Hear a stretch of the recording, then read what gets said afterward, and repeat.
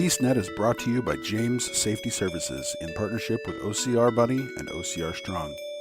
Here we discuss all things OCR and fitness related. Welcome to BeastNet. Hey everybody, welcome to another episode of BeastNet. And today's episode, I got with me Scott Davis. Scott, can you kind of let everyone know who you are? Well, I am Mud Factor basically. So Mud Factor is my event. I started it back in 2012, and so as far as who I am, as far as mud runs go, we're Mud Factor, and anyways, that's what we do. Right on. I thought about it and I completely didn't do it. I've got because all my medals and all that stuff are hanging in the my garage in my gym. I have like I think 3 years of the Mud Factor medals and the bandanas from Really I think it's 14, 15, and 16 nice. up in Seattle. One of them I remember was like in Auburn, I think, and it was up on top of the hill and it was muddy and nasty and Oh yeah, I remember that one. It was a rainy day, rainy, yeah. nasty, kind of cold. It was probably the muddiest run I have ever done. Mud Factor lived up to their name that day. Yeah, no, I can't forget that one. That was actually a pretty cool venue, but I think we only did that one once. I think so. That's the only time. Yeah, I remember there. And then I think the other one of the other ones I did was in Issaquah. Uh-oh. You went to that one? Yeah, I did. Uh-oh. I'm surprised you're talking to me.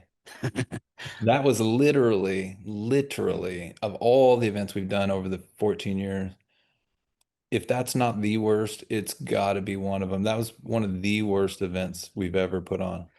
I'll be honest, I'm glad you said that because I was, yeah.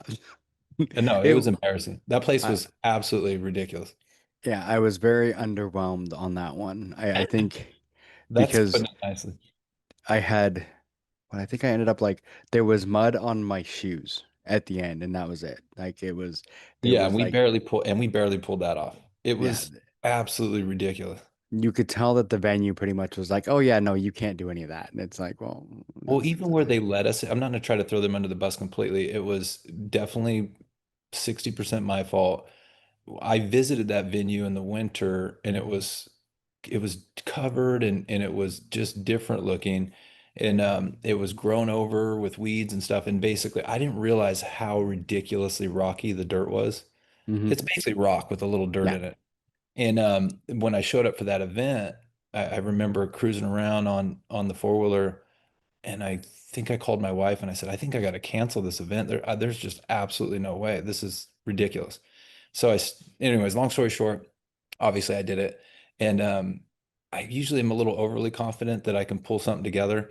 But I was on the phone. I was trying to get dirt brought in. I couldn't get water trucks. There were some fires going on at the time. I don't know if you remember, there was a bunch of wildfires. There wasn't a water truck in the state. And so I'm calling motocross buddies trying to borrow their truck. The whole thing was a nightmare. It was embarrassing. It was hands down. It's got to be the worst. If not, I've had a couple of doozies over the years, so I don't want to say that I haven't, but that's easily top three, and I wouldn't be surprised if it's the worst event we've ever put on. But I mean, it's one of those things. I mean, everyone has those. I mean, everyone has an event that they're like, yeah, that one wasn't good, wasn't what we wanted. Um, but every other one I've done for you guys was a blast. I mean, I had a blast. It was awesome. Um, the the obstacles were fun. They were, challenging, but not to the point of like you can't do it. Like it Yeah. was a really good course for someone to get into, a quick, short course that had a lot of fun. It was one of those ones because for me, like I mean, back in, 14, 15, all that, they had I mean, there was everything. I have so many medals like hanging on my wall of events that just don't exist anymore. Right. Um, so I mean, it's awesome to see that, you've made it through it all, obviously, because you're still around. Um, but to see an event that, this was one I could take my kids to. This was one my wife will do. My wife won't do like the bigger ones. She won't go like she's like no. The Spartans, the Tough Mudder, those ones. She's like no, I don't want to do those. I want to do ones that are fun. And that's Yeah. one thing I always liked on Mud Factor. It was a fun race. It was a blast every time I Well, did we're it. called we're called the Seriously Fun 5K Obstacle Run, and Basically, that's our tagline, and that's basically what we're trying to be. So from day one, my first event I ever went to in my life was a Spartan race back in 2011, and I had a great time. I ran the event, I participated, and I had a blast. Did it by myself, no one wanted to go. And I thought, man, this is awesome. But what I didn't want is the competitive nature of it. My whole background's competitive. So I was a professional motocross racer for 10 years.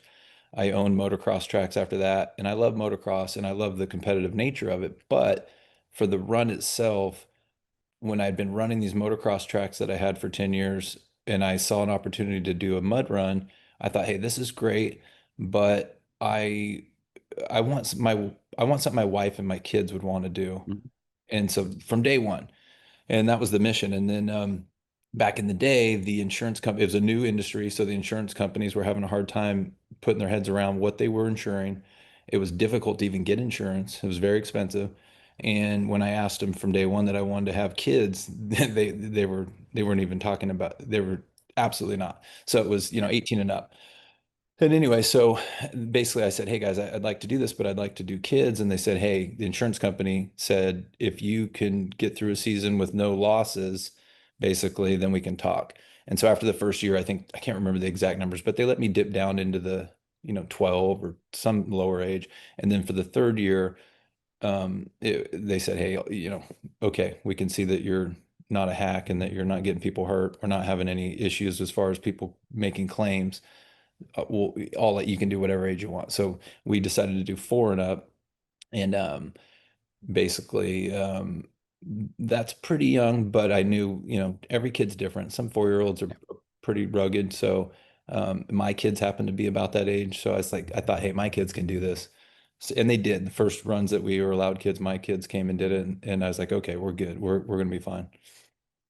Yeah. And like I said, that was one thing that I always loved about it. I mean, you had during that time, like I said, where there's so many different ones. You had some of them because I did a couple of them where all of a sudden I'm like, yeah, I don't even want to touch that obstacle because it looks like it was built by like a drunken monkey, and I don't even want to. I don't trust that. Your obstacles were always, good. They seemed safe. They weren't, They are and safe. like, So those obstacles that you saw, we started in 2012. We build the exact same obstacles today. So we have basically five staple obstacles. We don't build them all every time. It just depends on the situation, but we almost always build them all. Like last week, we are in St. Louis. They had lightning warnings, and so we have a metal wall that we build. We call the border. I didn't put that up because A, it was so muddy from all the rain we already had. When that thing's covered in mud, it's a little bit sketchy. And so typically we put that in an area where most of the mud's off your feet and hands before you get to it. And sure, it gets a little muddy. It's a mud run, but it's not covered in mud. yeah. And so last weekend in St. Louis, I made a decision, not out of being lazy. It was I don't think we could use this regardless if there's lightning in the area. And if there is, I certainly couldn't have anyone on that thing. So we didn't put it up. But anyways, that's an example of we almost always put all those obstacles because there's not that many. Five, when you say all the obstacles, that's not a lot of obstacles. No. So by all means, I want those obstacles to be there. But truthfully, my event is definitely, I can tell you this, if somehow I did no obstacles, none, not one, and I had all my dirt and slide features, my mud up basically, Mm. I- people are pretty happy. It boils down to, at my events, the satisfaction rate tends to boil down to the mud features we make and how fun our slip and slide is. Like I said, we're a fun run. All our advertising is slip and slides and mud. We rarely even show obstacles Yeah. in our just because we're not obstacle heavy. So our obstacles are they're I believe they need to be there, but they are kind of an afterthought as far as the entire run. The mud is my concern more than the obstacles.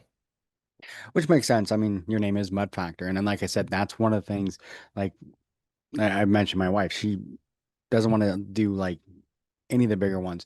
And that's what she looks at. She looks at the pictures you see from, Spartan and all those, and they're lifting, Atlas stones and climbing over, 8-foot walls and doing all this stuff. And it's like, yeah, she's like, I don't want anything to do with that. And, Tough Mudder, there's electric shock. Nothing. She wants nothing to do with that, you Yeah. know. So it's like I said, that's one reason I always loved Mud Factor was because it was fun. You can go there with a That's the bunch of goal. friends and just have a fun time. Yeah, that's the goal, man. And so we try to stay in our lane. Basically most of the hate mail we get, emails we get, it starts off, and I always know it's going to be a negative email. It starts off, it says, "I've done 20 Spartan races and 13 Tough Mudders," and then they go on to tell us how shitty we are. And when you compare us to them, yeah, Yeah, we're going to be disappointing. So what I tell people when I talk to people, like a gal on the flight yesterday, I went up to Portland to check out this venue yesterday, and she was asking me about what we do, and I said, "Hey, think baseball. If you're thinking baseball," because she was talking about Spartan race, she's seen it, she's seen her girlfriends do it. I said, "Hey, if that's baseball, that's the major leagues. We're t-ball, so we're still baseball, but we're literally pee-wee t-ball, and we're yeah, not embarrassed by that. We're not embarrassed to be t-ball because without t-ball, there are no major leagues." And so exactly. I confidently believe, just like motocross, my sport that I actually know, without your amateur level, grassroots, local, small tracks, there is no supercross, there is no motocross on TV, because you start there. If that's not enough for you, you have something to climb up to. But T-ball, in my opinion, mud factor is a big part of OCR indirectly at a lower level, because there's Hmm. plenty of people that come to my event, had a great time, but it's not enough challenge for them. And that's awesome. That's the whole point. So if my event is too entry level for you, I totally understand. And if you outgrow it, and oftentimes a lot of people that are hardcore OCR, I see plenty, and we get emails all the time from hardcore guys, even some up in the PNW, that that's my event is where they bring 8 or 10 people that are intimidated by a Spartan race. They come to my event, shoot, a year later, they're going with them to the Spartan races. Yeah. I mean, for me, I did Mud Factor before I did any of the big ones. I mean, Mud Factor was probably the very first one I ever did was Gladiator Rock and Run, which doesn't even exist anymore. I remember that one. Yep. Yeah, they were out of I, SoCal. yep. I did that one. It was actually at the Pacific Northwest Raceways or whatever it's Yeah. called now. I remember it as SIR. I still call it Seattle International Raceway, but that's where I did that. That was the first one I ever did. And then I did Mud Factor, and it was one of those things, like you said, I don't think I ever would have stepped up to a Spartan if I hadn't done Mud Factor first, and that's kind of one of those things because it's that great, like you said, it's T-ball. You do that first, and you're like, I like this, but I think I could step up a little bit. Or some people are like, I like this, and I think I'm just going to stay here forever. Cool. Yeah. I mean, we get definitely some people that when I see their names, that I look them up for something, and I see they've been 6 different years, and I think, wow, that's pretty cool. I always make sure I tell them I appreciate their support, but yeah, man, it's fun seeing people return. But by and large, any fun run, whether it's my mud run or any fun run, 90 something percent of the people there have never been to a mud run. Mhm. And I know Yeah. that for a fact by their entries, by their emails, and I know that also because our announcer goes, "Hey, how many first time mud runners do we have today?" And literally everybody cheers. Yeah. Yeah. So and that's great, man. That's cool. But I mean, that's the thing is, I mean, it's one of those things, and we've talked about, on the show quite a few times when I've talked to other people. It's the locals that keep the Spartans, the Tough Mudders, the Survive, or the Savage, all those going because it's without the locals, nobody would have anything to start with. It's like you said, T-ball. When you're a kid, you start playing T-ball, and that's when you decide whether or not you like baseball enough to step up to, to I pony agree. and then everything else. And I mean, that's what, Mud Factor is one of those ones that you're like, let's go try this out. And I mean, the local races is where you start. Yeah, I mean, and I don't consider us a local. I mean, we're local if you're Well, in town, yeah, but we're a national mud run, but we are an entry level mud run. And like I said, we're not embarrassed about it. But I do say when I mention an entry level or fun T-ball, whatever we want to call it, if you're going to introduce people to this sport, or activity, whatever you want to consider it, you still have an obligation to put on a good event, whether it's a yes. small event and your obstacles are small and your mud features are not going to get anyone hurt. There's no swimming. We don't have fire. It's very entry level. Our barbed wire is not even barbed wire. We use rope. We're very entry level. And so, but you still have an obligation to have an organized event that, what Hmm. I mean by that is everyone can park and get out of the parking lot, people that, can know what's going on, that your course is clearly marked. So for what we are, my concern is to put on an organized event, and especially, stuff like if you're gonna have an event, have an event. If it's gonna get canceled, reschedule. If you can't reschedule, refund. Basically some basic common sense. Basically, you know the deal. There's so many mud runs that have came and gone. Hmm. There's one that's still there that I have no clue how, but if you're I probably know kidding, which one you're talking about. everyone knows what I'm talking about. But they're absolutely pathetic. My point is, if you're gonna help grow this sport, if you have a good event and you make good on your promise, like I said, and make that event happen, and if you can't, there's times when you can't, you have to reschedule, and if you can't do that, you have to refund. And it's the reason most of these mud runs are gone. And there was literally countless. We could go spend Hmm. hours talking about the ones that came and gone. It's because that's the base. The reason Mud Factor still exists, we have never ever put on an event, or excuse me, we've never had to cancel an event that we haven't either rescheduled and rescheduled the event and not an hour away, so rescheduled the event for the same venue, or refunded everybody. And so, along the line, man, just basically being decent business guys. Every venue we have, you pay your bills. If you break something, you fix it. If you can't fix Hmm. it, you pay for them to fix it. And otherwise, you're gone. And that's when you say that we're still around. The reason we're still around is because we don't travel this country burning bridges. It's just this country gets real small real quick if you're out burning Yeah. bridges. I tell Oh, it people does. this, like if I got a new, say I called you and you're a new venue, I say, hey guys, go to my Facebook page. You can scroll down to past events to 2012, literally pick any of them, contact that venue and ask them what it's like to have Mud Factor there. And I absolutely guarantee you, I don't guarantee you they all love me, but I can guarantee you they can't say we didn't pay our bills. They can't say that we burned them in any way. They can't say we didn't leave that place as clean or cleaner than we found it. And the huge majority I think would definitely make people, and I know because venues all the time, I'd say, hey, pick anyone. I don't want to cherry pick. Pick any of them, pick a couple. They always call me back and say, hey, when do you want to do an event? Yeah. And that's important, for doing these mud runs long term. It is, and that's one thing I think a lot of people, because that's one thing like up in Washington, because that's where I'm originally from, is Washington. I live in Texas now, but in Washington, there were so many places that venues that had events, multiples, and then all of a sudden we're like, yeah, we don't want to do this anymore because they were burned by one or two, you know, race brands that end up going out of business or whatever. They burn the venue and they're like, yep, we don't want to do this anymore. Well, that's the hard part, right? So it's like I'll go to a town, and some of these other promoters, particularly the one that still exists, will have burned a venue, and now I can't do business there, or I have to really have an uphill battle because they're so standoffish because they've been burned. So it's like it really puts a sour taste on the venue owners, makes it hard for other mud runs to come there, and it does the same for the participants. When you buy a ticket to a certain run and then they cancel or and don't refund you, or basically I have a hard time selling you a ticket because the majority of people that come to my events, they don't even know we're Mud Factor. Literally, if you walked up to them and said, hey, what's this called, they'd go, the Mud Run. The Mud Run. They don't even know what we're called. Yeah. And what I mean by that is and that's a true story, and it's it's all the time. But what I'm saying is, if a mud run breaks the trust of the consumer, the participant, then all mud runs suffer for that, all of Mhm. them. And so that's I run it all the time. We get literally every week we get emails. You guys are you know cuss word. You burned us, and we go, hey, Mary Smith, we don't see your name in our system.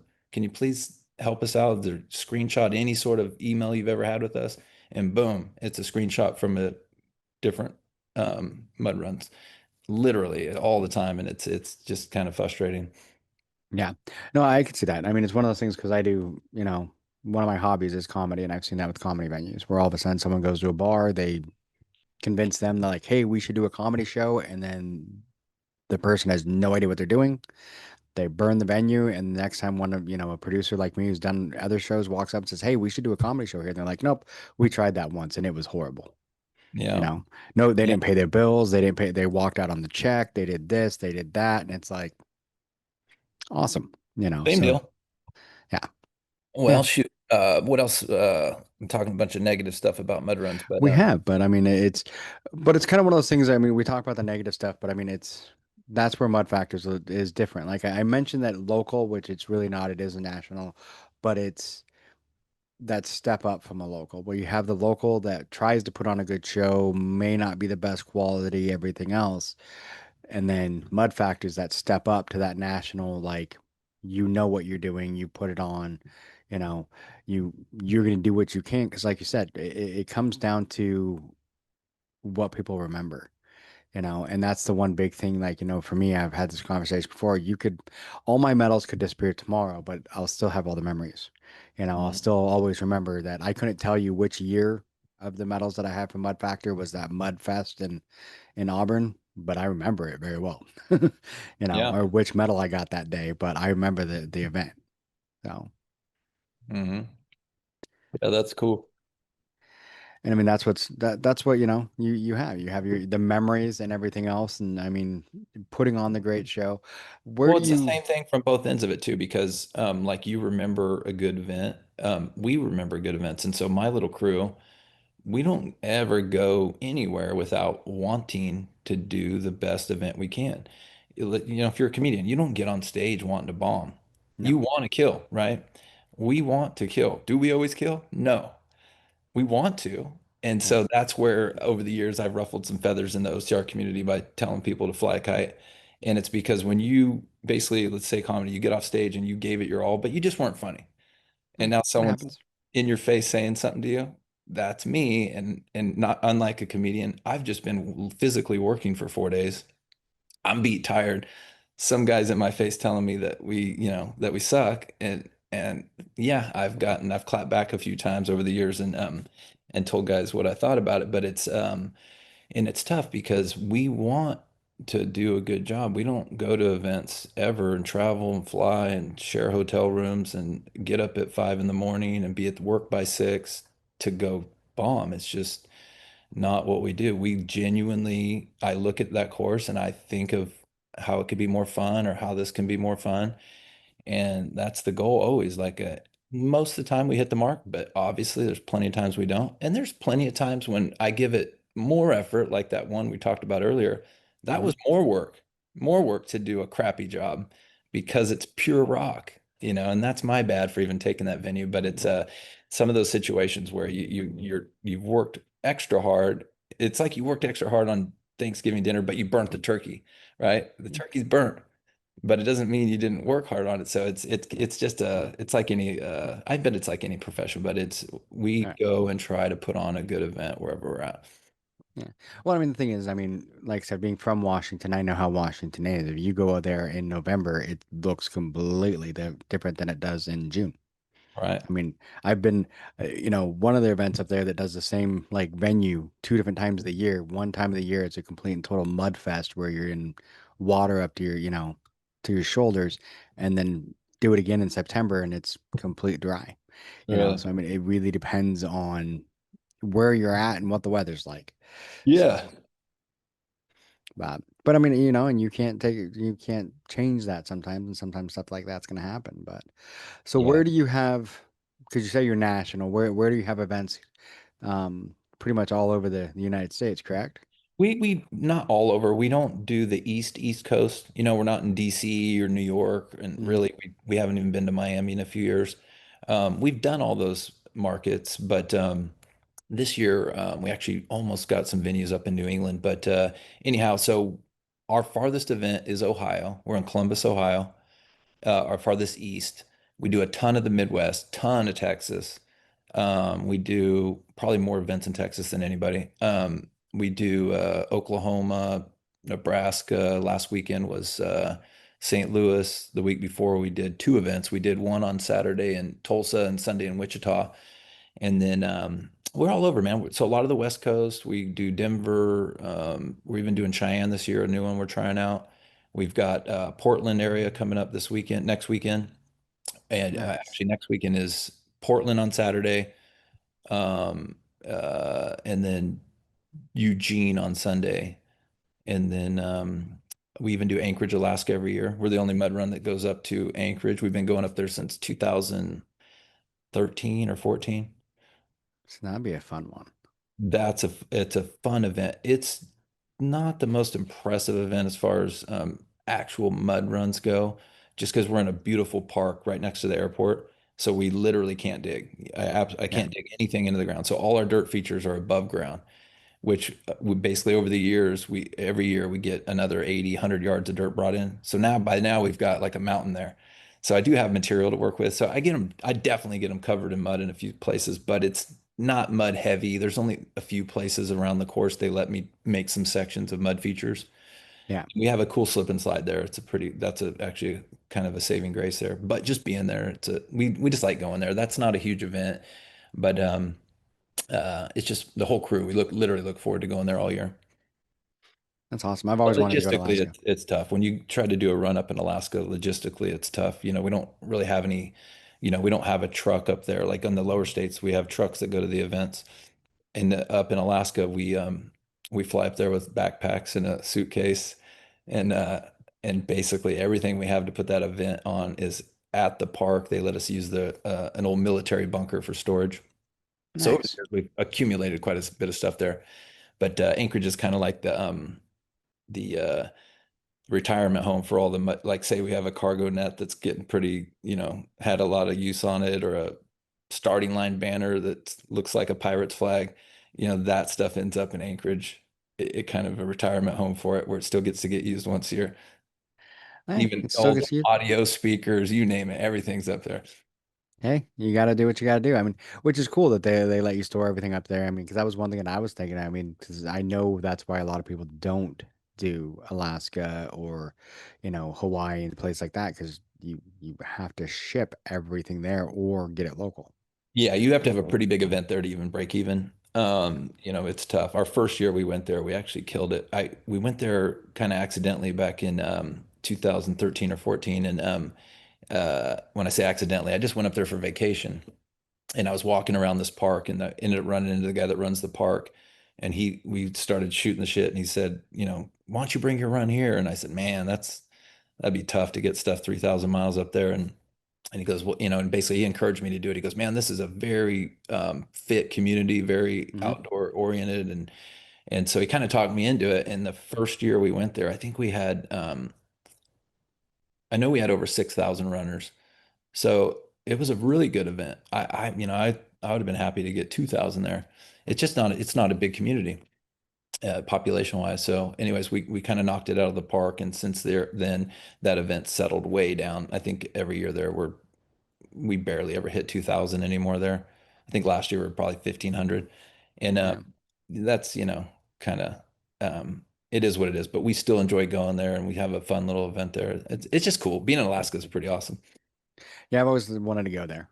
What's funny is the company I work for now, I work for a company that's in Alaska, but I'm in Texas, so I work from home. So, What part of Texas are you in? just north of Houston. Gotcha. So up in the Woodlands, Conroe area. Yeah. Yeah. We do a bunch of Texas events. I can't, 5 or 6 Texas events a year. Yeah. I was looking at that. I think most of them, it seems like most of them are west. We've got a couple Amarillo, Lubbock. We do Yep. McKinney, which is north of Dallas, right? Mhm. McKinney, and then we've done that every year for years. And then we no Houston this year. We've done that quite a few times. And then we have the new ones we're doing in Texas this year is Edinburgh, which you might not know where that is. It's on the Hmm. very south border of Texas. I mean, 10 minutes from Mexico. I mean, Hmm. probably from Houston, a good 5, 6, 7 hour drive. I mean, Yeah. it's south, south. And then we have one in Corpus Christi this year that we've never done either. And I don't think that's Yeah. too far from Houston. No, it's not too far. But I mean, it's kind of that's the fun part in Texas is everything is like pretty much far, really. But Yeah. it's like I can drive for 8 hours and still be in the same state. Yeah, no, that's a lot of state. It is, it is. When I drove down here from Washington, it was yeah, there was one whole day just driving across Texas. I'm like, I drove across 5 states yesterday and just one all the Right. way across Texas in one day. Now But you yeah, get to Texas and you think, oh man, we're almost there. And like, we're no, almost there now. you're like halfway. Yeah, pretty much. But right on. So how do people find Mud Factory? I mean, online, website, Facebook, all that fun stuff. Yeah, we have all that stuff, Facebook and whatnot. And but everything's just Mud Factor and our website's mudfactor.com. Um, yeah, pretty basic stuff. Right on. Right on. I'm gonna have to look into the ones here that are here and look and find one to do, or get up to Alaska just for fun to do that one. That that's a fun one, yeah. No, we got quite a few, plenty of events, but yeah, man, we plan to keep doing them. We're already putting our 26 schedule together, and yeah, we're not going anywhere, man. We're a small run, right? We're a Yeah. small mom and pop company, much smaller than any mud run that's ever existed long term, I guarantee you. It's and what I mean by that is our crew on the road small, our crew in the office is small. Over the years, we've back in the day when mud runs were, trendy and popular, and a small run was 4,000 runners. Um, basically we had a large office like everybody else. Basically, when we started, I was just trying to copy Warrior Dash. That's really what we were. Hmm. So I went to a Warrior Dash after a Spartan. I thought, okay, this is more what I would like to emulate. And then, and I really liked their marketing, and I really admired basically everything they were doing. They put on a really fun event. They And did. then, basically, so that's who I was trying to copy. And, um, oh, so I was trying to copy him. So we had large office, right? 10, 11 people full time in the office. On the road, I always had 5 or 6 guys for my actual build crew. And then over the years, it's whittled down to, 3 people on the road, myself and 2 guys. And we have a few that fly in for the event itself, like, for a gal that flies in for the registration booth, and another guy that flies in to help us do overall anything. And he actually does our parking, typically collects money at the parking area. But anyways, we're small little crew, man, small in the office. Our entire office is 3 people, right? And so that went from 10 in the office, for years, to just whittled down over the years. And it's basically, as these events shrunk down and got smaller, I had to decide if we were going to chase something else, or if I enjoy doing this, if we can make this work. And so basically, over the years, I've always been hands-on, right? So Mm. I've never been at an event, Mud Factor's never been an event where the owner's, at the office and there's some guys on the road and he checks in with them. I've always been the guy on the road. So I do both. I'm in the office, I'm on the road. Almost every dirt feature, every mud, dirt, anything ever built at any mud factor, I personally did that, right? So I'm on a bulldozer, I'm on a skid steer excavator, I'm on the water truck, and I don't build the obstacles, but plenty of times I throw on a tool belt and a screw gun or whatever, and I help the guys do, wood stuff. So we just get it done, and yeah, and we have fun with it though, man. We enjoy doing these events, but we're a small company, and um, we're not embarrassed by that. We just we go around and have a good time. We enjoy traveling. We enjoy the people we meet at these venues and in the community, and try to have fun with it. You can't do this for going on 15 years now if you don't. You can, I guess, but it'd be kind of a bummer if you didn't enjoy it, Yeah. right? No, and I mean the thing that is nice is, I mean, being a small company like that, because I think in all reality, I mean, I think that's why some of the ones like Warrior and some of those ones that did kind of go away was because they became too big. They Well, became to that totally. point where their overhead was beyond what they were making. Well, look at Tough Mudder, right? Hmm. They were killing it Yeah. on paper, right? Or looking on the outside, but when you're top heavy like that, and remember they went under before COVID. Yeah. Right before COVID. So think about COVID. Now think about if you're Spartan Race or any of these guys that have a big beast, a big machine going, and COVID hits and you're out. Well, I was the same way when COVID hit, and overnight we're thinking, whoa, there's no season. Well, the good part about being small, I don't owe any money to anybody. Literally, I don't have any debt. I have no credit card debt. Our company doesn't owe money to anybody. We don't have any payments on anything. So everything we have, from trucks to assets, we own it. And Hmm. I'm not saying that to brag. It's still a small asset or small amount of stuff, but my point is that I'm not leveraged or vulnerable to, if we had to take a season off, like hopefully that never happens again. But imagine, that's pretty scary times when you have a big machine running and a lot of overhead, and stuff comes to a halt, or even in the case of like, other events before COVID, when you have that big machine going and things just slow down, ticket sales just aren't what they were. It's scary. And Hmm. so, it's always scary when income slows down, but if you're not buried in debt or buried under this big overhead, then, you know, y- like when COVID hit, I didn't like it like anybody, but I didn't lose sleep at night as far as financially. I wasn't worried that Mud Factor would go away. Yeah, We didn't have any bills. So if you don't have any bills, you know, you can make it. yeah, you know. So Yeah, anyways, so I and think it makes sense. I mean, it's a good business model. I mean, it's working. I mean, it's obviously worked. You're still here, and so many others aren't. yeah, no, I'm proud of that fact. To be honest, I wish more were around. I don't So ever do I. take pleasure in events going out of business. There's one particular that I look forward to going out of business, and I can't believe they're still around. But Yeah. that's an anomaly. And if they were doing good business or being ethical about their business, I would never say that. I'm a big fan of Spartan Race. I praise them all the time. I'm a big fan of Savage Race. I'm a fan of Mud Girls. Um, there's a couple that all of them really. Rugged Maniac. I really like them a lot too. Any event that puts on a quality event helps all of us, Hmm. right? And so when I see somebody going out of business, I don't take any pleasure, quite the opposite. Because guess Yeah. what? When all your competitors are going out of business, guess who's next? I've seen it in other industries. In my Yeah. motorcycle industry, I was telling you about, well, years ago when the economy crashed in '08, I've heard some of my dealership buddies, oh, cool. My big competitor across town went out of business. And I was young then. I go, hey, man, I don't think that's cool, actually, because when he's out of business, guess who's next, bud? And guess Yeah. who was next eventually? Because the deal, the high tide rises all ships, or whatever the saying is. It's true. Yeah. Back in the day, think about when mud runs were popping and everyone thought they could get rich doing a mud run, me included, right? Everyone's going to do a mud run and everyone's going to be huge.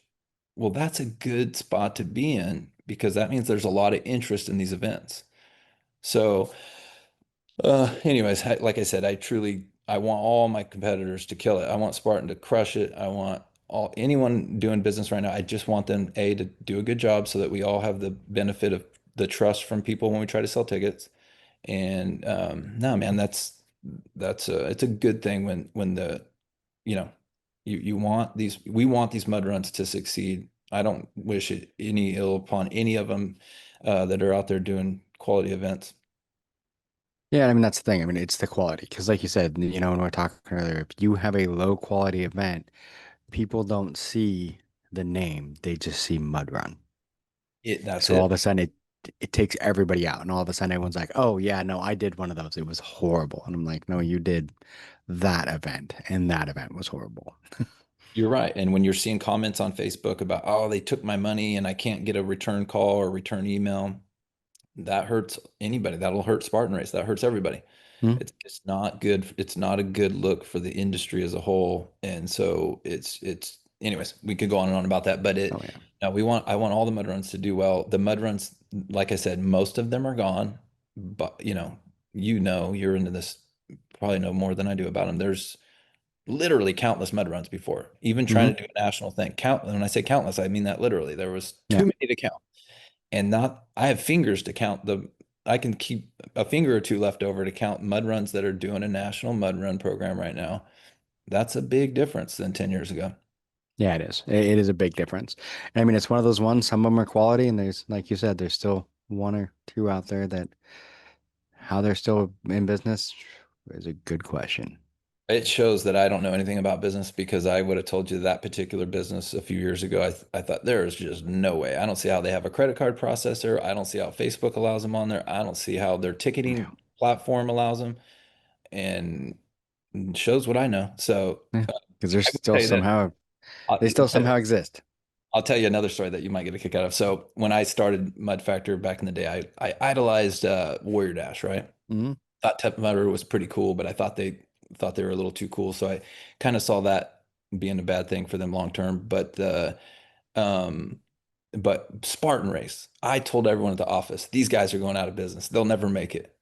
And I literally I was very confident to say these are the guys for sure that won't make it.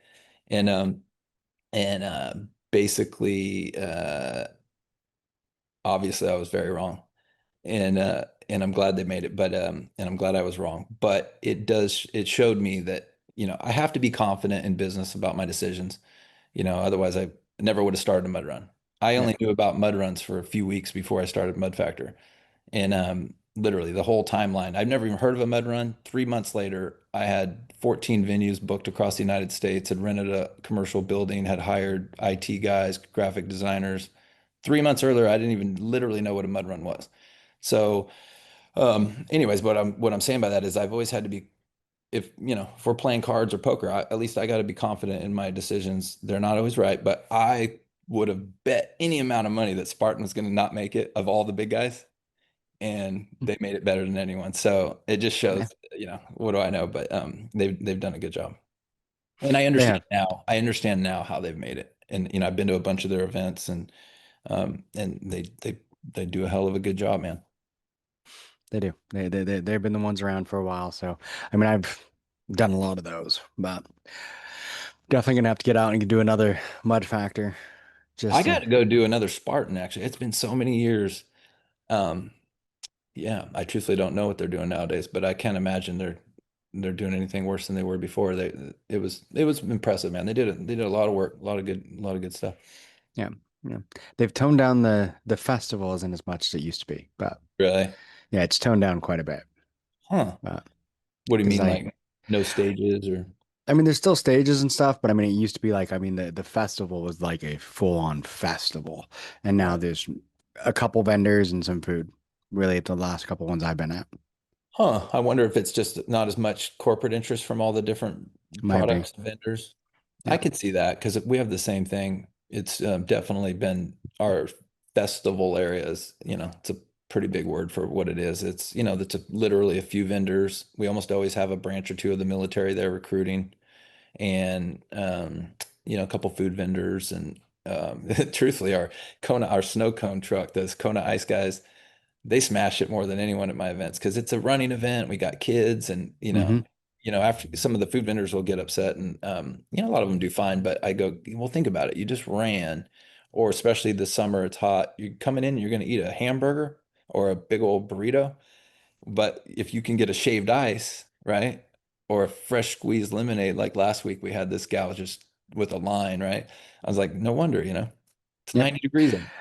It's one of those things that it's always cracked me up because once I finish a race, it's like, they always have the food, and I'm like, I'm hungry, but I don't want a big burrito or a hamburger just yet. Give me a minute to like calm, give me something to drink, give me something cold, and then I'll eat something in a minute. But so yeah, it's very rare that I eat at the venue. Usually I'll have, like I said, a lemonade, something like that, and then go get something on the way home.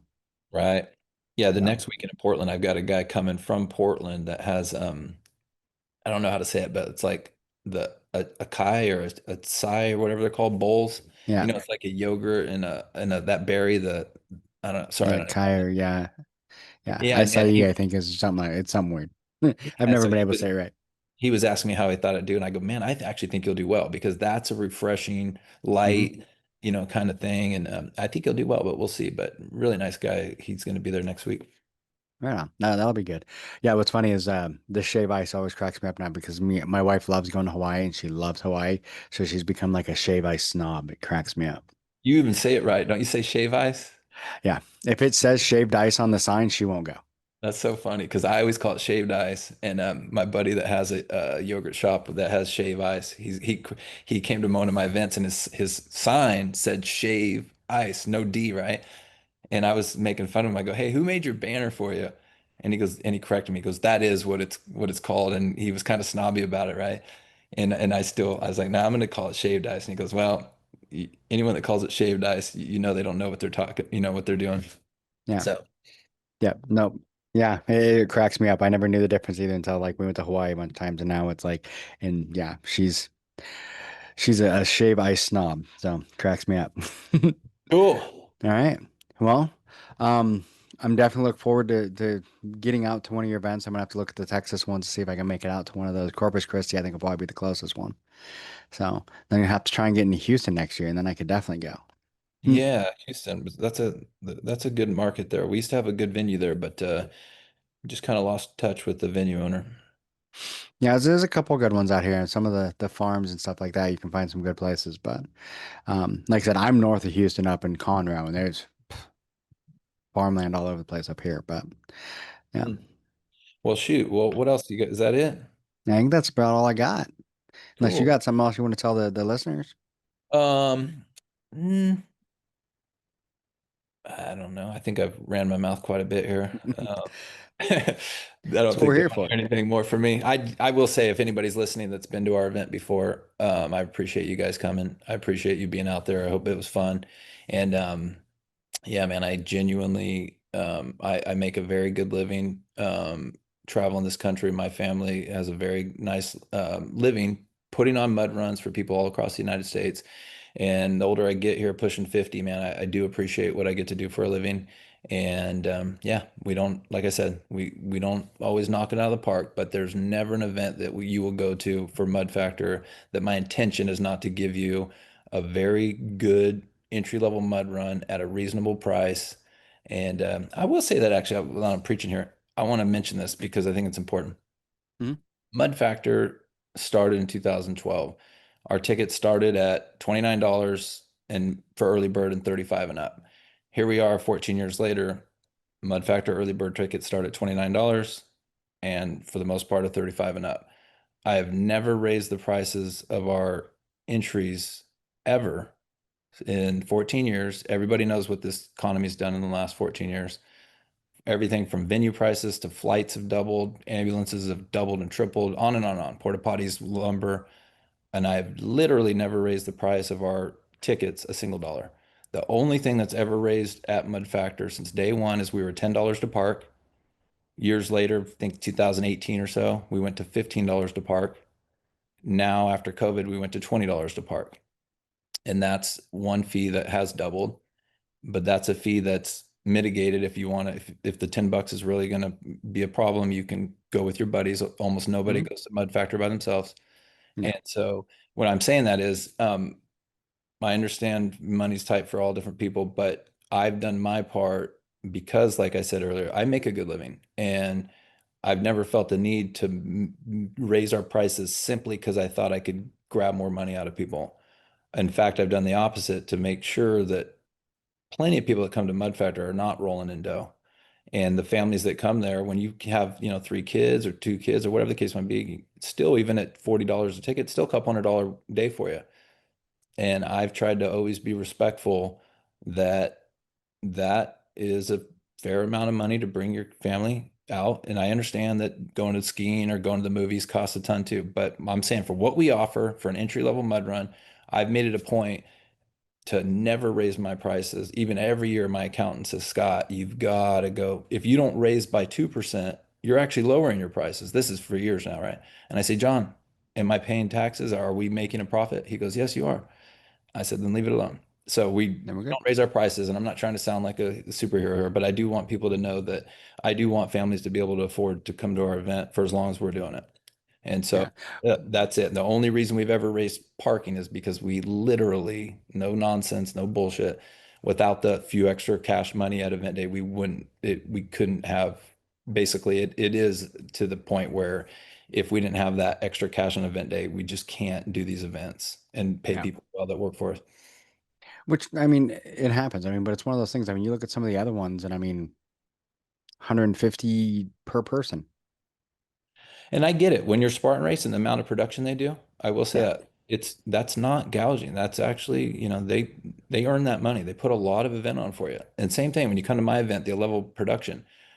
If I try to charge $100 or $150, that would be ridiculous. We don't put the production in that those guys do, Yeah.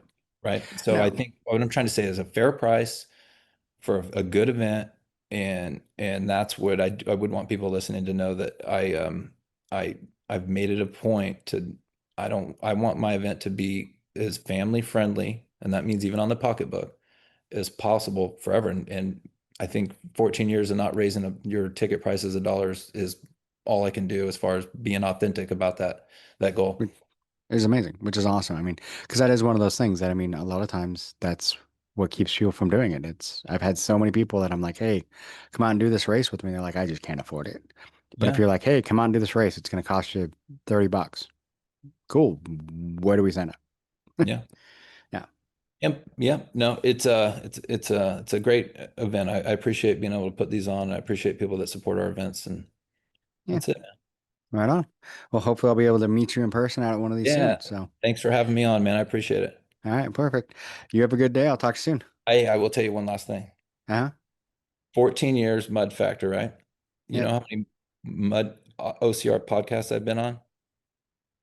No, this is the first one. 0. Well, I'm glad we got to be your first.